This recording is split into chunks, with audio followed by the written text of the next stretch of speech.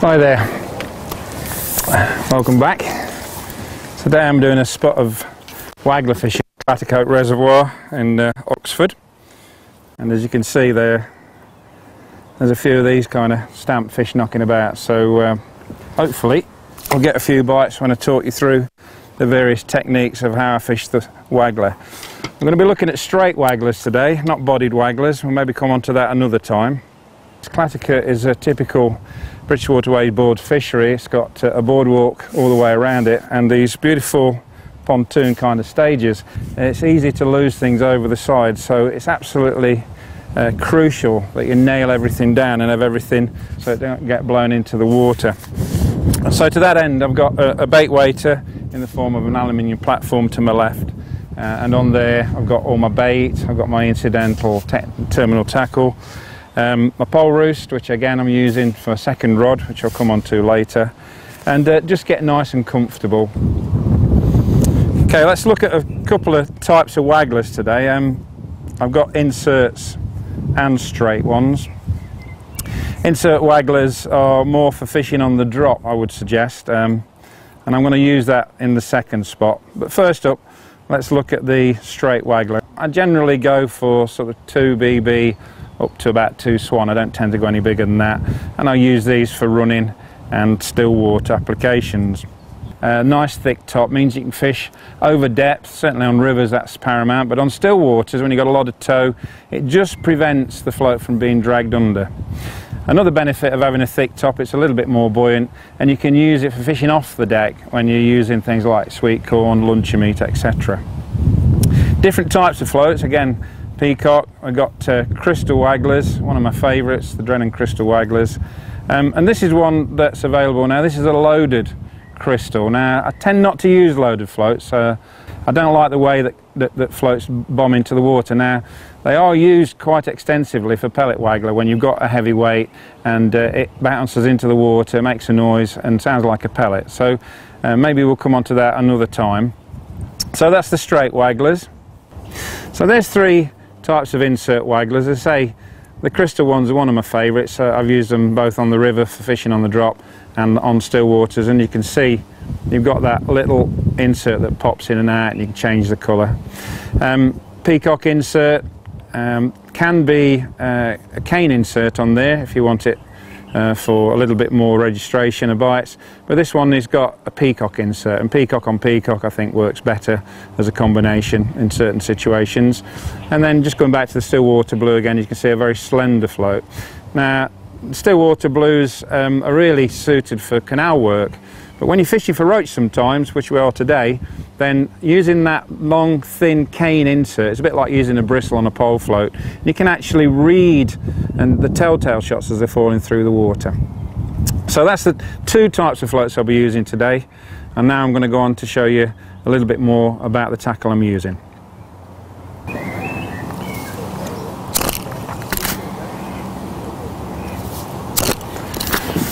Well, as you can see, I've been putting a bit of food in there. While I'm talking to you, I don't want my swim to dry up, and I've got a nice little shoal of roach there that it's took me a while to build up.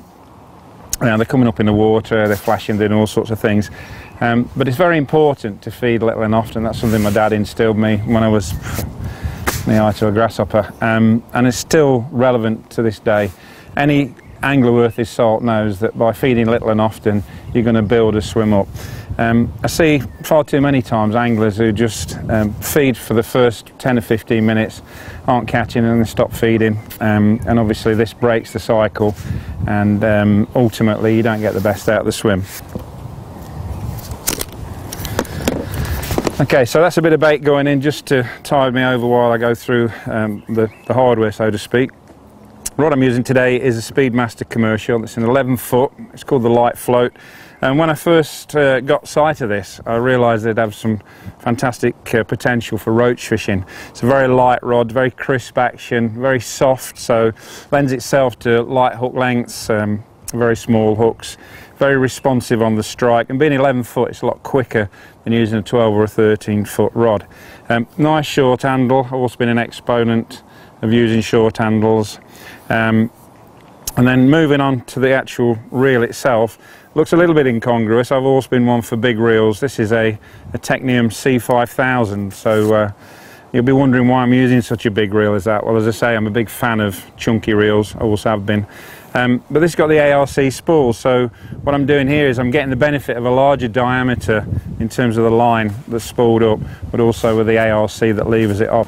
Also, you've probably not noticed, I've modded this. I've put a double handle. They don't come as standard with a double handle. I'm just a double handle geek when it comes to fishing reels. What I failed to mention about the rod is it's got really high standoff rings or guides. Now, a lot of rods now are designed more for commercial carp fishing, and to that end they've got low guides, which is alright if you're using heavier floats. There's no problem, pellet waggler, bagging waggler. But for me, if I'm using a light float, say on the insert waggler I'm going to be using later on, then when it's raining it keeps the line away from the actual blank, and that's quite important. So I'm going to start at the tip of the rod and work my way back down for the actual rig itself. And say a really nice soft action. I'm a bit of a fan of fast action rods, but in this kind of situation, if you think to yourself about a canal rod, a rod that's ideal for skimmers, perch and roach, that will equally cope with bigger carp in the winter, then this is what you're looking at. Around the float itself, again I've got a float adapter. Nice straight peacock. This is one of Stan Bennett's old floats, and I've got that locked with effectively 3 treble A. I like to use locking shots as opposed to bulk, as I mentioned earlier, because I think it just lands on the water a little bit softer, doesn't pierce into the water. Okay, if you're fishing for carp and you want to create a splash, but I want to try and make that land as nice and neat as possible. But I've got actually quite a bit of the buoyancy of that float broken down into another bulk, which is actually halfway down from the float to the hook length, and this is going to enable me to key into the still water. The top water tends to flow quite hard, especially on bigger waters like these reservoirs, and what will happen then is that your float will determine what happens to your bait, and when you get bad presentation you can forget about catching fish. Beneath that I've got just a couple of what we used to call dust shots or micro shots, and then we move on to the hook length, which is there. It's got a hook keeper on it, this rod. So we're looking at about a foot to 14 inches, I would suggest. And I don't put shots on the hook length. That's something that I've never done in waggler on stick float work over the years. So nice long hook length, nice and stretchy. Finishing off today, the diameter of the hook length is a diameter 10. And then on the hook itself I've got a nice fine wire round bend size 22. Which is a great size for roach fishing. So I'm going to put a bit more bait out. Again, you know, it's so important that you keep bait going in all the time. Just so that you know what I'm using today, I've kept it really simple. Just using stock red maggots. I brought some fluorescent pinkies just in case it's hard, but also I brought pinkies. I can fire a lot of pinkies, and them smaller fish, hopefully it will draw their attention away from the red maggots. So that's just another little wrinkle to try and keep them smaller fish from my hook bait.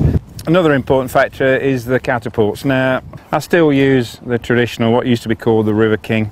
2 types of pouches, traditional style tarpaulin pouch, and then I've got the mesh pouch. Both of them are great for maggots or casters or particles of any description, but these will withstand constant firing out, and when you're fishing like this and you're putting a lot of bait in, you don't want them to let you down really. I mean, there's nothing worse than spoiling a day's fishing when you can't get your bait out. There's quite a strong wind that's cutting across today, and when you do get a big wind, these mesh ones are particularly good because they actually cut through the wind a little bit more. They don't parachute as much as the other ones.